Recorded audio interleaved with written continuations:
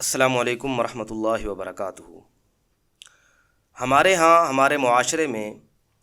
کسی کو عیب پر طعنے مارنا اور کسی کو ساری زندگی اس کے گناہ یاد دلاتے رہنا، یہ ہم ایسے کام کرتے ہیں جیسے یہ کوئی ثواب کا کام ہو۔ اسی بارے میں آپ کو ایک واقعہ سناتا ہوں جو بخاری و مسلم دونوں میں موجود ہے بڑی تفصیل کے ساتھ، کہ ایک صحابی حضرت معاذ رضی اللہ تعالی عنہ وہ نبی اکرم صلی اللہ علیہ وسلم کے پاس آئے اور کہنے لگے کہ مجھے پاک کر دیجئے۔ نبی اکرم صلی اللہ علیہ وسلم انہیں جانے کو کہا۔ وہ چلے گئے اور کچھ دور جانے کے بعد وہ پھر واپس آ گئے۔ نبی اکرم صلی اللہ علیہ وسلم کو پھر دوبارہ کہا کہ یا رسول اللہ مجھے پاک کر دیجئے۔ نبی علیہ السلام نے پھر انہیں واپس بھیج دیا اور نبی علیہ السلام نے ان پر کوئی توجہ نہ دی اور رخ دوسری طرف کر لیا، اور نبی علیہ السلام نے انہیں کہا کہ آپ یہاں سے چلے جاؤ۔ وہ صحابی چلے گئے، کچھ دور جانے کے بعد پھر ان کو گناہ کے احساس نے ستایا اور پھر سے واپس آ گئے، اور نبی اکرم صلی اللہ علیہ وسلم کے ساتھ وہ صحابی یہ معاملہ کرتے رہے، یہاں تک کہ چوتھی دفعہ جب وہ واپس آئے تو نبی اکرم صلی اللہ علیہ وسلم نے فرمایا کہ تم پاگل ہو؟ تو لوگوں نے کہا کہ یہ شخص پاگل تو نہیں ہے یا رسول اللہ، ہم اس میں جنون اور مجنون والی کوئی علامات نہیں دیکھتے، ہم نہیں سمجھتے یہ شخص پاگل ہے۔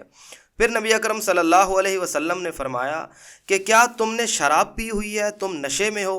صحابہ کرام میں سے ایک آدمی اٹھا اور اس کا منہ سونگا تو رسول اللہ صلی اللہ علیہ وسلم کو کہنے لگا کہ یا رسول اللہ یہ شخص شراب تو نہیں پیا ہوا، اس نے شراب نہیں پی، اس کے منہ پر کوئی اثر نہیں ہے شراب کا، کوئی بدبو نہیں ہے شراب کی۔ پھر نبی اکرم صلی اللہ علیہ وسلم نے اسے کہا کہ کیا تم جانتے ہو کہ زنا کیا ہوتا ہے،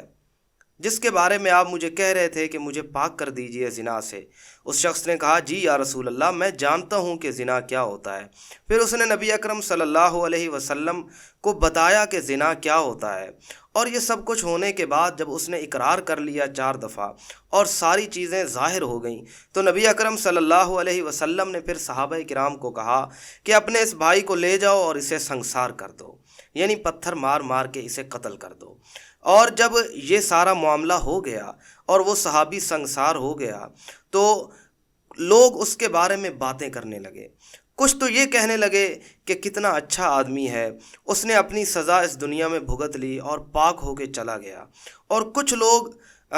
ایسے بھی تھے جو اس کے بارے میں بڑی عجیب عجیب باتیں کر رہے تھے، اور کچھ ان میں سے یہ کہہ رہے تھے کہ کیسا آدمی ہے، اللہ نے پردہ رکھا تھا اس کے لیے اور اس نے اپنا پردہ فاش کیا اور نبی اکرم صلی اللہ علیہ وسلم کے پاس آیا اور اس نے یہ بات کر دی اور یہ سزا بھگتی اس نے۔ نبی اکرم صلی اللہ علیہ وسلم 2 آدمیوں کے پاس سے گزرے تو وہ یہ کہہ رہے تھے کہ اس نے اپنی بات فاش کر دی، اپنا راز سب کو بتا دیا، اور نبی اکرم صلی اللہ علیہ وسلم کے پاس وہ یہ بات آ گیا بتانے کے لیے، اگر نہ بتاتا تو چھپ جاتی، اب اس نے بتائی ہے تو الیاذ باللہ کتے کی موت مارا گیا ہے۔ جب نبی اکرم صلی اللہ علیہ وسلم نے یہ بات سنی اور کچھ دور گئے، نبی اکرم صلی اللہ علیہ وسلم کو ایک مرا ہوا گدھا ملا۔ جب نبی اکرم صلی اللہ علیہ وسلم نے اس گدھے کو دیکھا اور وہ جل چکا تھا، یعنی خراب ہو چکا تھا مرنے کے بعد دھوپ میں پڑے رہنے کی وجہ سے، نبی علیہ السلام نے ان 2 آدمیوں کا نام لیا اور کہا کہ ان 2 آدمیوں کو بلا کے لے آؤ۔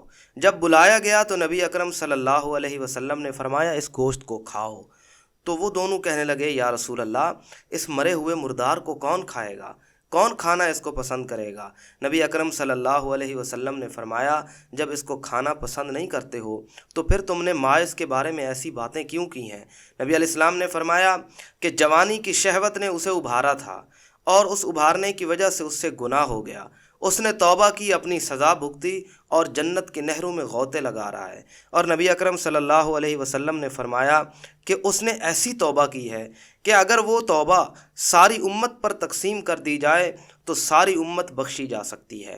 اب یہ واقعہ ہے، اور جو قرآن و حدیث کے واقعات ہوتے ہیں وہ محض واقعہ نہیں ہوتے، وہ اس لیے نہیں بیان کیے مفسرین کرام نے، محدثین کرام نے، کہ آپ ان کو سنیں اور دلچسپی لیں اس میں اور سننے کے بعد بھول جائیں، نہیں، ہم نے ان واقعات سے سبق لینا ہوتا ہے۔ ایک صحابی نے غلطی کی اور زنا جیسا جرم کیا، اللہ رب العزت نے اس کی توبہ کو قبول کیا اور نبی علیہ السلام نے اس کا جنازہ بھی پڑھایا، اور جنازہ پڑھانے کے بعد نبی علیہ السلام نے اس کی جنت کی گواہی بھی دے دی۔ ہمارے ارد گرد کتنے لوگ ہوتے ہیں جو کوئی گناہ کرتے ہیں اور ہم پر ان کا گناہ فاش ہو جاتا ہے، ہمیں اس کے گناہوں کا پتہ چل جاتا ہے، ہمارے پاس اس شخص کا راز آ جاتا ہے۔ اس کے راز کے آنے کے بعد ہمارا رویہ کیا ہوتا ہے؟ ہم اس کو جج کرتے ہیں اور پوری زندگی تو ہم اس کو تانے مارتے ہیں، اور تانے مارنے کے بعد ہماری یہ کوشش ہوتی ہے کہ ہم ساری زندگی اس کو ذلیل کریں، اور اس کے مرنے کے بعد بھی ہم انہیں نہیں چھوڑتے۔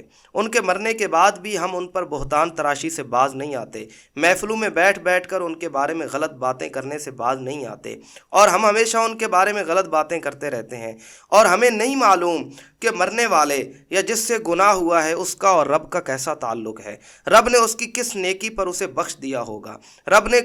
کون سی اس کی کس عمل پر اور کس بات پر رب نے اس سے پیار کیا ہوگا، اور ہم سے پہلے وہ جنت میں چلا جائے گا اور ہم سے زیادہ رتبہ پا جائے گا وہ جنت میں۔ ہمیں اپنا نہیں معلوم کہ میں رب کی نظر میں کیسا ہوں، میرے کون سے گناہ پر میری پکڑ ہو جائے گی، اور جس پر میں بہتان تراشی کرتا ہوں، جس کے بارے میں تانے مارتا ہوں، جس کو ہمیشہ میں عیب یاد دلاتا ہوں، جس کو ہمیشہ میں گناہ یاد دلاتا ہوں، اس کا کون سا عمل رب کو پسند آ جائے گا اور وہ رب کے حضور بخشا جائے گا۔ اور اگر آپ ایسے لوگوں میں سے ہیں تو یقین مانیے کسی کو تانے مارنے کا کوئی فائدہ نہیں ہے۔ محض اگر زنا کرنے کے بعد چند دنوں میں رسول اللہ کی زبان سے جنتی بن جاتا ہے تو ہمارے ہاں ارد گرد رہنے والا کوئی بھی گناہ گار ہم سے پہلے جنتی ہو سکتا ہے۔ تو اگر آپ ایسے لوگوں میں سے ہیں تو بچیں اس سے کہ آپ دوسروں کے عیب ڈھونڈتے پھریں۔ قرآن نے کہا ولا تجسسوا، جاسوسی مت کیا کرو، یعنی کسی کے عیب کی ٹوہ مت لگایا کرو کہ کسی کے عیب کے پیچھے پڑے رہو، اور عیب پتہ چل جائے تو ولا یغتب بعضکم بعضا، کہ ایک دوسرے کی غیبت نہ کیا کرو، پتہ چل جائے تو عیب کو بیان نہ کرو، پتہ نہیں ہے تو کسی کے عیب کے پیچھے مت جاؤ۔ اللہ تعالیٰ مجھے اور آپ کو ایسا ایماندار اور مسلمان بننے کی توفیق عطا فرمائے جو اپنے اعمالوں کو دیکھے، جو اپنی چیزوں کو دیکھے، نہ کہ دوسرے مسلمان کے عیب کے پیچھے پڑا رہے۔ السلام علیکم ورحمۃ اللہ وبرکاتہ۔